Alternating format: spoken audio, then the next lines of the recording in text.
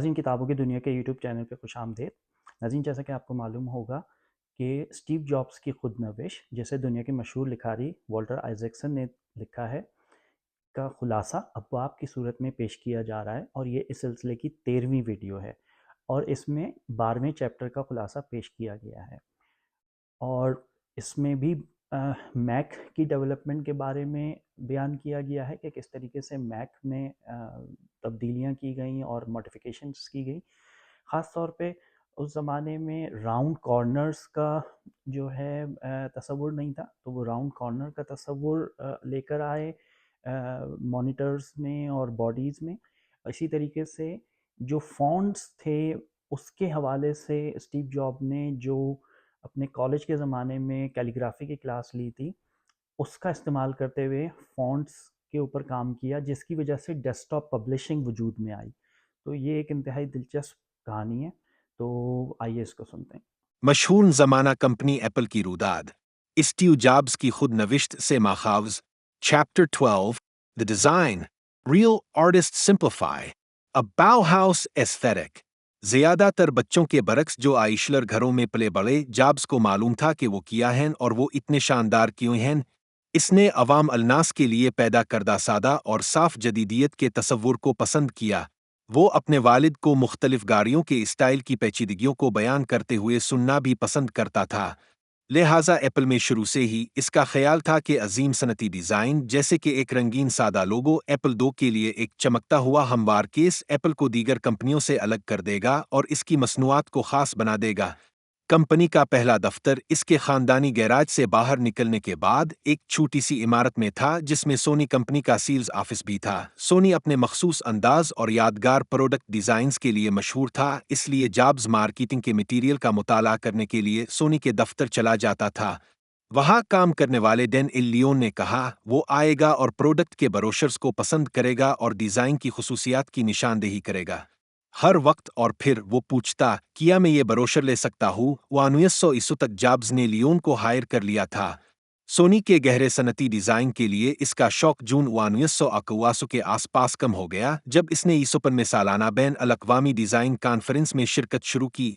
इस साल की मीटिंग इतालवी तर्ज पर मरकूज थी और इसमें ममारज़ार मारियो बिलेनी, फिल्म साज बर्नार्डो बर्टवेलोची, कारसाज सर्जियो पन्नीनफ्रेना और फियत की वारिस और सियासतदान सोजाना उगनीली शामिल थे। मैं इतालवी डिज़ाइनर्स की तज़ीम करने आया था, बिल्कुल इसी तरह जैसे ब्रेकिंग ऑय का बुच्चा इतालवी बाइकर्स का एहतराम करता है। जॉब्स ने याद किया तो ये एक हैरत अंगेज इल्हाम था। एस्पन में वो बाउहाउस तहरीक के स्पेयर और फंक्शनल डिज़ाइन फ़िलासफ़ी से मातारुफ हुआ, जिसे हर्बर्ट बायर ने ईसपेन इंस्टीट्यूट कैंपस में इमारतों, रहने वाले कमरों, सीन्स, सीरफ़ोन टापोग्राफी और फर्नीचर में समोया था। अपने सरपरस्तों वाल्टर ग्रुप्स और लीड ओग मिस वान डेर रूहे की तरह बायर का ख्याल था कि फाइन आर्ट और इतलाकी सनती डिज़ाइन के दरमियान कोई फ़र्क नहीं होना चाहिए। बाउहाउस जिस जदीदियत पसंद बैन अल-अक़वामी अंदाज में अपने आप को मुमताज़ समझता था, इसके मुताबिक डिज़ाइन सादा होना चाहिए लेकिन एक इजहार रूह होना चाहिए। इसने साफ सतरों और शक्लों को इस्तेमाल करते हुए अक़लियत और फ़ालियत पर जोर दिया। माइज़ और ग्रोपियस की तरफ से तब्लीग की गई मैक्सिम्स में खुदा तफसीलात में है और कम ज़्यादा है, जैसा कि आइशलर घरों के साथ फ़नकाराना हसासियत को बड़े पैमाने पर पैदावार की सलाहियत के साथ मिलाया गया था। जॉब्स ने पब्लिक में बोहाउस स्टाइल को अपनाने का इजहार अपनी एक गुफ्तगू में किया, जो इसने 1983 में एक डिज़ाइन कॉन्फ्रेंस में की थी, जिसका मौजू था मास्तकब्बल वो नहीं है जो आमतौर पर हुआ करता था। इसने बोहाउस डिज़ाइन की सादगी के मुकाबले में सोनी के स्टाइल के खात्मे की पेशेनगोई की। मौजूदा सनती डिज़ाइन की लहर सोनी के हाईटेक अंदाज की है, जो गिन मेटल ग्रे है, जिसे काला रंग दिया जा सकता है और पेचीदा किया जा सकता है। इसने कहा, ये करना आसान है लेकिन ये बहुत अच्छा नहीं है। इसने एक मुतबादिल तजवीज़ किया जो बोहाउस से पैदा हुआ, जो मसनूआत के काम और नौइयत के लिए ज़्यादा दुरुस्त था। हम मसनूआत को हाईटेक तो बनाने जा रहे हैं, लेकिन हम उनको इतना साफ सुथरा पैकेज करने जा रहे हैं ताकि आपको मालूम हो कि वो हाईटेक हैं और खूबसूरत और सफ़ेद, बिल्कुल इसी तरह जैसे ब्राउन अपने इलेक्ट्रॉनिक्स के साथ करता है। इसने बार बार इस बात पर जोर दिया कि एप्पल की मसनूआत साफ और सादा होंगी। हम सोनी के सिया काले इंडस्ट्रियल डिज़ाइन की बजाय रोशन, खालिस और सादा खुसूसियात की हामिल आला टेक्नोलॉजी की प्रोडक्ट बनाएंगे। स्टीव ने कहा, तो ये हमारा तरीका है। بہت سادہ اور ہمارا target museum of modern art quality ہے۔ جس طرح سے ہم کمپنی چلا رہے ہیں، پروڈکٹ کا ڈیزائن، اشتہارات، ان سب سے ہمارا مطمع نظر ہے آئیے اسے سادہ بنائیں۔ واقعی سادہ، ایپل کا ڈیزائن منتر وہی رہے گا جو اس کے پہلے بروشر میں دکھایا گیا ہے، سادگی حتمی نفاست ہے۔ جابز نے محسوس کیا کہ ڈیزائن کی سادگی کو مصنوعات کو استعمال میں آسان بنانے سے منسلک کیا جانا چاہیے۔ یہ دونوں اہداف یعنی ڈیزائن کی سادگی اور مصنوعات کا استعمال میں آسان ہونا اہداف ہمیشہ ایک ساتھ نہیں جاتے۔ کبھی کبھی ایک ڈیزائن اتنا ہموار اور سادہ ہو سکتا ہے کہ صارف کو استعمال کرنے کے لیے اسے خوفزدہ غیر دوستانہ لگتا ہے۔ ہمارے ڈیزائن میں سب سے اہم چیز یہ ہے کہ ہمیں چیزوں کو بدیہی طور پر واضح کرنا ہے، جابز نے ڈیزائن کانفرنس کے ہجوم کو بتایا۔ مثال کے طور پر اس نے ڈیسک ٹاپ کے استعارہ کی تعریف کی جو وہ میکنٹوش کے لیے بنا رہا تھا۔ لوگ جانتے ہیں کہ ڈیسک ٹاپ کے ساتھ بدیہی طور پر کیسے نمٹنا ہے۔ اگر آپ کسی دفتر میں جاتے ہیں تو میز پر کاغذات ہوتے ہیں۔ جو سب سے اوپر ہوتا ہے وہ سب سے اہم ہوتا ہے۔ لوگ جانتے ہیں کہ ترجیح کو کیسے بدلنا ہے۔ یہی وجہ ہے کہ ہم اپنے کمپیوٹرز کو ڈیسک ٹاپ جیسے استعاروں پر ماڈل کرتے ہیں تاکہ ہم لوگوں کے پہلے سے موجود تجربے سے فائدہ اٹھا سکیں۔ اسی دن بدھ کی سے پہر ایک چھوٹے سیمینار روم میں جابز کی طرح بات کرتے ہوئے 23 سالہ مایا لن تھیں، جنہوں نے گزشتہ نومبر میں اس وقت شہرت حاصل کی تھی جب واشنگٹن ڈی سی میں ان کی ویتنام ویٹرنز میموریل کو وقف کیا گیا تھا۔ دونوں کی دوستی ہو گئی اور جابز نے اسے ایپل آنے کی دعوت دی۔ میں ایک ہفتے کے لیے اسٹیو کے ساتھ کام کرنے آئی تھی، لن نے کہا، کمپیوٹر ٹی وی سیٹوں کی طرح کیوں نظر آتے ہیں؟ تم کچھ پتلی کیوں نہیں بناتے؟ فلیٹ لیپ ٹاپ کیوں نہیں؟ جابز نے جواب دیا کہ ٹیکنالوجی کے تیار ہوتے ہی یہ واقعی اس کا مقصد تھا۔ جابز نے محسوس کیا کہ اس وقت انڈسٹریل ڈیزائن کے حوالے سے کوئی خاص کام نہیں ہو رہا تھا۔ اس کے پاس رچرڈ سیپر لیمپ تھا جس کو وہ پسند کرتا تھا اور اسے چارلز اور رے ایمز کا فرنیچر بھی پسند تھا اور ڈیٹر ریمز کی براؤن مصنوعات۔ لیکن وہاں صنعتی دنیا کو متحرک کرنے والی کوئی بڑی شخصیت نہیں تھی جس طرح ریمنڈ لووی اور ہربرٹ بائر نے کیا تھا۔ واقعی انسلیل ڈیزائن میں کچھ نہیں ہو رہا تھا، خاص طور پر سلیکون ویلی میں، اور سٹیو اسے تبدیل کرنے کے لیے بہت بے چین تھا۔ لن نے کہا، اس کی ڈیزائن کی حساسیت میں مصنوعات کا چمکدار ہونا ہے۔ اس نے کم سے کم پرسنگ کے ساتھ ڈیزائن کو قبول کیا جو کہ سادگی کے لیے اس کی ذہن کی لگن سے آیا، لیکن اس نے اس کی اجازت دینے سے گریز کیا کہ اس کی مصنوعات بور لگے۔ اس کی پروڈکٹس میں صارف کے کرنے کے لیے ہمیشہ کچھ نہ کچھ ہوتا ہے۔ وہ ڈیزائن کے بارے میں پرجوش اور انتہائی سنجیدہ ہے، لیکن اس کے ساتھ ساتھ اسے اس میدان میں ہونے والی چیزوں کا بھی احساس ہے۔ جیسے جیسے جابز کی ڈیزائن کے لیے حساسیت پروان چڑھی، وہ خاص طور پر جاپانی اسٹائل کی طرف راغب ہوا اور اس نے اس کے اسٹارز جیسے کہ میاکے اور پی کے ساتھ وقت بتانا شروع کر دیا۔ اس کی بدھ مت کی تربیت کا اس پر بڑا اثر تھا۔ اس نے کہا، میں نے ہمیشہ بدھ مت، خاص طور پر جاپانی زین بدھ مت کو جمالیاتی اعتبار سے شاندار پایا ہے۔ سب سے شاندار چیز جو میں نے کبھی دیکھی ہے وہ کیوٹو کے ارد گرد کے باغات ہیں۔ میں اس ثقافت سے بہت متاثر ہوا ہوں اور یہ براہ راست زین بدھ مت سے ہے۔ پورشے کی طرح میکنٹوش کے لیے جیف راسکن کا ویژن یہ تھا کہ یہ ایک boxy carry on suit case کی طرح ہوگا جو سامنے کی سکرین پر کی بورڈ کو پلٹ کر بند کر دیا جائے گا۔ جب جابز نے پروجیکٹ سنبھالا تو اس نے ایک مخصوص ڈیزائن کے لیے پورٹیبلٹی کو قربان کرنے کا فیصلہ کیا جو ڈیسک پر زیادہ جگہ نہیں لے گا۔ اس نے ایک فون بک کو نیچے اتارا اور انجینئروں کے سامنے اعلان کیا کہ اس کا فاک پرنٹ اس سے بڑا نہیں ہونا چاہیے۔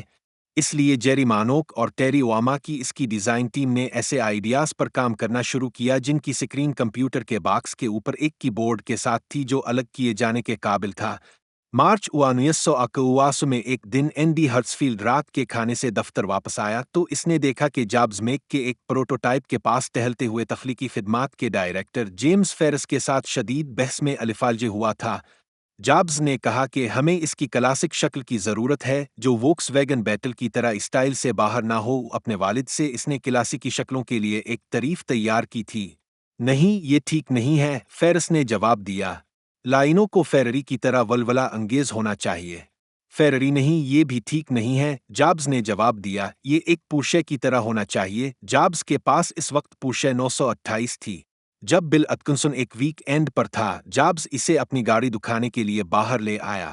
اس نے اتکنسن کو بتایا کہ عظیم فن ذائقہ کو پھیلاتا ہے، یہ ذوق کے پیچھے نہیں دوڑتا۔ اس نے مرسیڈیز کے ڈیزائن کی بھی تعریف کی۔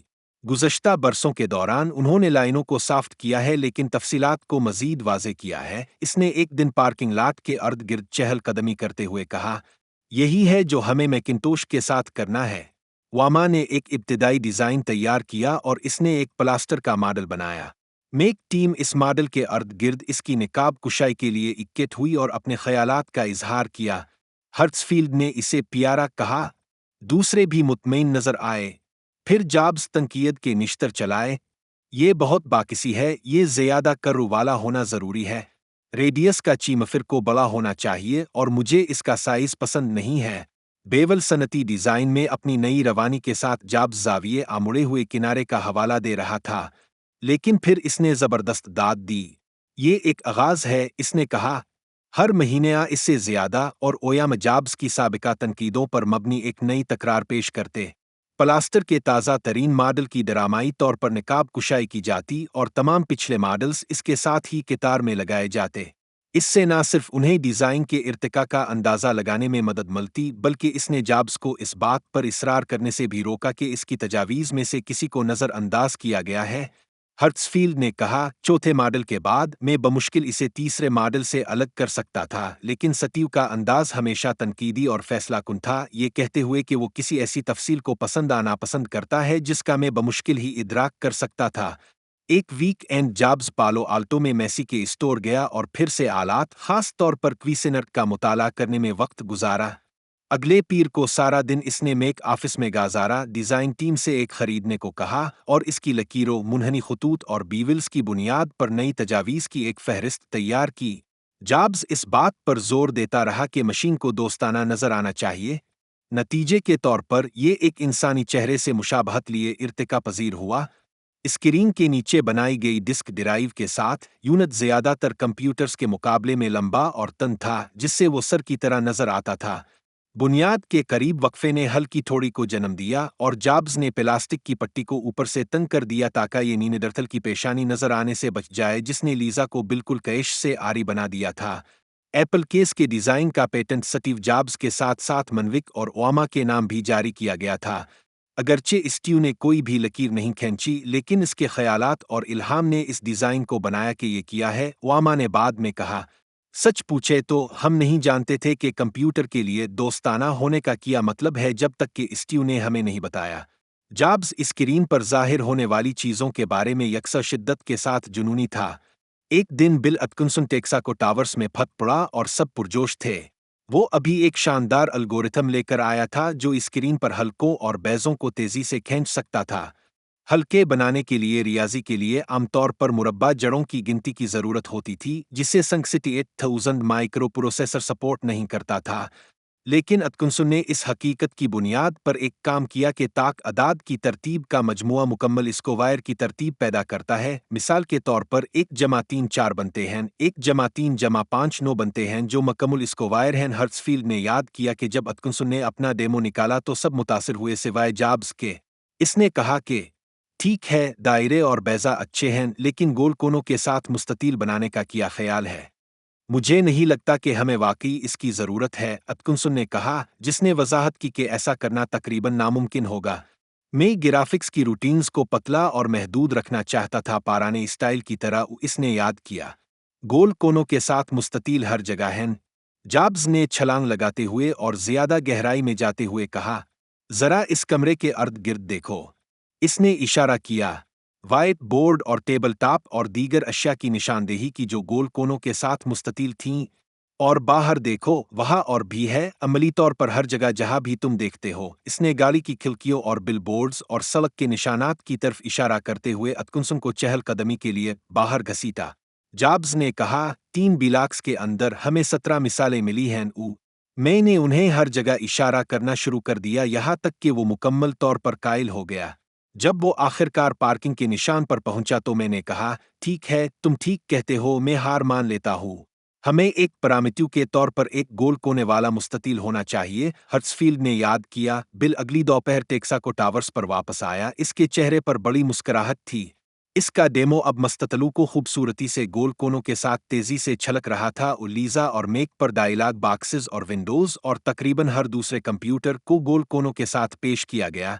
خطاطی کی کلاس میں جس کا اس نے ریڈ میں آڈٹ کیا تھا، جابز نے ان کے تمام صرف اور سین صرف مختلف حالتوں، متناسب وقفہ اور معروف کے ساتھ ٹائپ فیصد سے محبت کرنا سیکھا۔ جب ہم پہلا میکنٹوش کمپیوٹر ڈیزائن کر رہے تھے تو میں نے ان سب کا استعمال کیا، اس نے بعد میں اس کلاس کے بارے میں کہا۔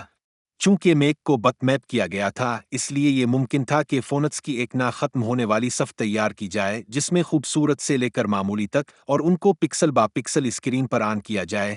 ان فونٹس کو ڈیزائن کرنے کے لیے ہرٹزفیلڈ نے مضافاتی فیلاڈیلفیا سے ایک ہائی اسکول کی ایک دوست سوسن کیر کو بھرتی کیا۔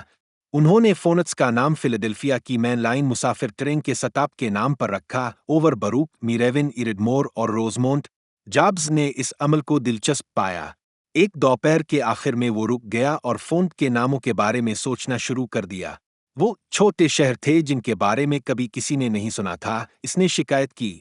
انہیں عالمی معیار کے شہر ہونے چاہئیں۔ فونٹس کا نام بدل کر Chicago, new York, Geneva, London, San Francisco, Toronto اور وینس، مارکولا اور کچھ دوسرے لوگ جابز کے ٹاپوگرافی کے جنون کی کبھی بھی پوری طرح تعریف نہیں کر سکتے تھے۔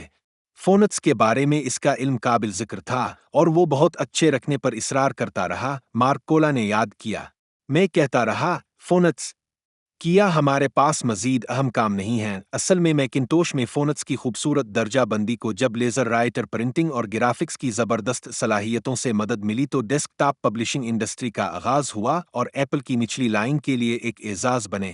اس کی بدولت ہر طرح کا عام شخص، جن میں ہائی اسکول کے صحافی کے ساتھ ساتھ وہ مائیں جنہوں نے پیرنٹس ٹیچر ایسوسی ایشن کے لیٹر میں ترمیم کی کو فونٹس کے بارے میں جاننے کا موقع ملا جو کبھی پرنٹرز ایڈیٹرز کے لیے مخصوص تھا۔ کیر نے مختلف آئکنز بھی تیار کیے جیسے فائلوں کو ڈیلیٹ کرنے کے لیے ردی کی ٹوکری جس نے گرافیکل کی وضاحت میں مدد کی۔ اس نے اور جابز نے اس طرح کے کئی کانسیپٹ پر کام کیا کیونکہ دونوں میں چیزوں کو سادہ بنانے کی ماشترکہ جبلت تھی۔ وہ عام طور پر ہر دن کے آخر میں آتا تھا، اس نے کہا۔ وہ ہمیشہ یہ جاننا چاہتا تھا کہ نیا کیا ہے اور وہ بصری تفصیلات کے لیے ہمیشہ اچھا ذائقہ اور اچھی سمجھ رکھتا ہے۔ کبھی کبھی وہ اتوار کی صبح آتا تھا تو کیر وہاں اتوار کے دن بھی کام کرتی تھی۔ ہر بار وہ ایک مسئلہ میں چلی جاتی۔ اس نے خرگوش کے اس کے ایک رینڈرنگ کو مسترد کر دیا جو ماؤس پر کلک کرنے کی شرح کو تیز کرنے کے لیے ایک آئیکن ہے، یہ کہتے ہوئے کہ یہ بہت ہم جنس پرست نظر آتا ہے۔